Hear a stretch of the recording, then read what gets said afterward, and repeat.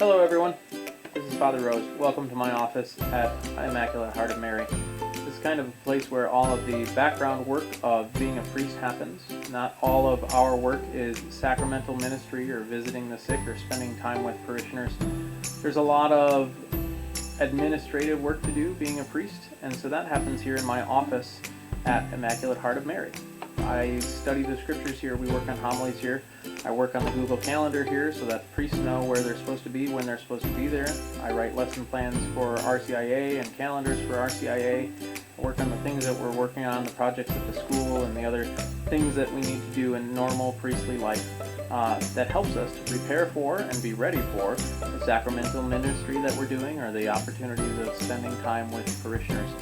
So all of that happens up here in my office at Immaculate Heart of Mary. I wanted to offer you a message tonight from Father Bill and I that we're grateful for those of you who have generously continued to contribute and send your envelopes or your contributions to our parish offices. Those contributions are still being ran through, they're still being taken care of and processed in this time of suspension of public ministry. But we are so grateful for those of you who have continued to do that. By not having a congregation with us on Sundays, one, we are brokenhearted that we're not able to be with you on Sundays. As diocesan priests, our parishioners are our families.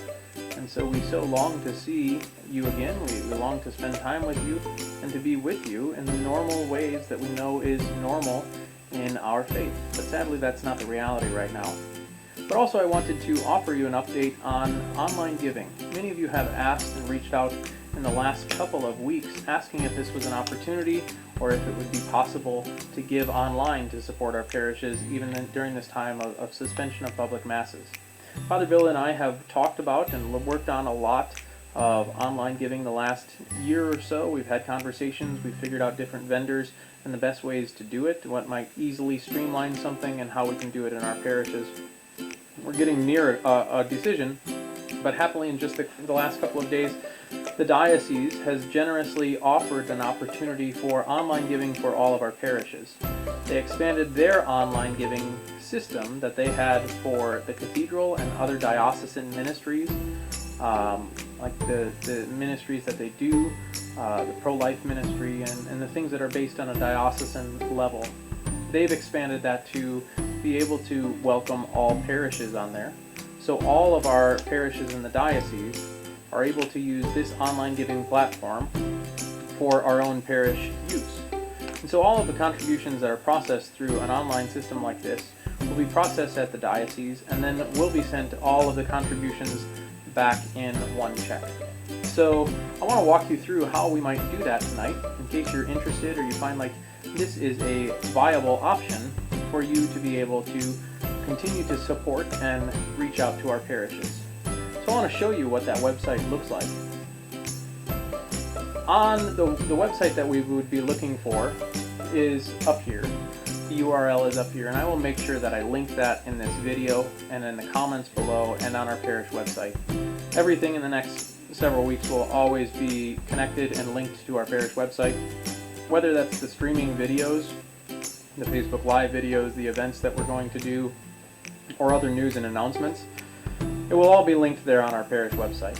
So we'll be able to come up to this URL, cdop.weshare.online.org/ws/opportunities/parishes. And this gives you an opportunity to set up a recurring donation or a one-time donation. So one-time donation means that you could give multiple times, but each time you will have to re-enter your information. Or you can set up a recurring donation that can happen on any time frame that you desire or think is most fitting for you and your family. So that gives us several time frames that offers us the opportunity to do weekly, monthly, semi-monthly, and even less frequently than that. So if we say that we're going to do $20 weekly, this box asks us which day of the week we want that transaction to happen. If we say that maybe we want to do once a month, we'll do a gift to the parish once a month, then this box underneath says what day of the month do we want that transaction to happen. I think for the purposes of this, I'm going to do $20 a week per week on Tuesdays. Tuesdays for no other reason other than it was a choice in the middle of the week. And then the next section asks you, when do you want that recurrence to start? You can start it immediately and your first transaction will be taken, and then it will be taken out incrementally on those dates that you set up.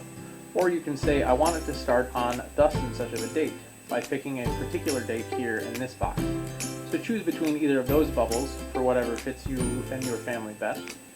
And then there's a recurrence when we want that recurrence to end.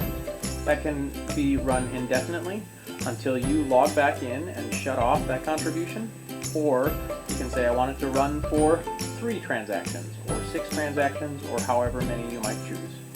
So I'm going to go ahead and I'm going to enter in some kind of fake information. I already have set up an account just so I could check and see what was going on. But you're going to put your name and your name here and your address below. This is an important box right here. It's going to ask you for your parish. You'll notice that here all of the parishes in the whole diocese are listed. So be careful to check the one that you actually want to support. Right here at the top of the list is Sacred Heart and Abingdon. You can scroll down and they're separated by towns. There you'll find the Galesburg parishes, Corpus, Immaculate Heart of Mary, and St. Patrick. Or you can scroll down even further and there you'll find the Watauga parish of St. Aloysius. Those are the 5 in our area, so those are the 5 that I'm focusing on now, but all of them are listed. And I'll go ahead and set up something just at Immaculate Heart since that's where I'm at today. So then you'd put in your address, city, state, zip, your phone, and your email. And then it's going to give you an option of how you want to pay. How do you want that transaction to take place? It could happen from a savings or checking direct withdrawal from your account. And then you're going to enter here all of your checking information. Your account name, the bank's routing number, your account number, what kind of account that is, and all of your billing information. Or if you choose to give by credit card or debit card, first you'll notice that all the major credit cards are accepted, even American Express and Discover. And then you can scroll down and you'll put in all of the card information, just like you were making an online transaction or online shopping. Then after that, the last section of this is your information again. So it's going to ask you again for your email, it's going to ask you for your name and your phone number. That's because here, it's not going to let you set up a password to log in, but it's going to email you a temporary password so that you know what that looks like. Then after you've gotten all of those fields filled in, you'll be able to scroll down, tell it that you're not a robot, and that you do agree to the terms of this, so that everything's correct and you authorize your transaction. Obviously I didn't fill anything up above, so there's a lot of missing data. If you're missing anything, it will color the boxes red and remind you that you still need something to fill in or correct. When all of those disappear, this Create Your Recurring Transaction button will appear. And then you'll be able to click it, and after you've clicked it, you'll be sent to this page. Remember, I told you that I set up an account earlier. That's because we're just as much parishioners as you are, and we have a responsibility to care for the needs of the parish just like you do. So I set up the account so that I could make a contribution, but also so that I could see what I was going to walk you through tonight. After your success, you'll walk into this success page, and you'll notice at the top of this is the login information. So from where you sent the email, you put your name and your email address, it's going to send you an email and you can come back and log in here. That email is going to look like this. That email is going to come from We Share on the Diocese of Peoria. It's going to come to your username. It's going to have all of that information in there so you can re-log in, and it's going to ask you to click here and set up your password. That'll be the password that you use recurringly when you come back to the website. So this is really a very easy thing to do. It's a good option for online giving for our parishes, and it's very streamlined that we're able to help all of our parishes in our diocese just from where we're at right now. And the diocese has made this available to us very generously. And so we can go through and select whichever parish you choose to support.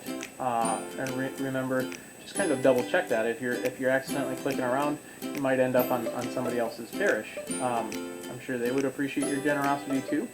So you have freedom in that. But make sure you're clicking the one that you want to support. It's very easy and it's very streamlined, but also it's very safe. you'll notice up here that it's a secure connection. So it's just like any online banking transaction. All of your information is safe. All of those transactions will be processed at the diocesan level in Peoria, but then they'll all be returned to us. So we'll be able to put them back into our general operating budgets like we would for our Sunday collections.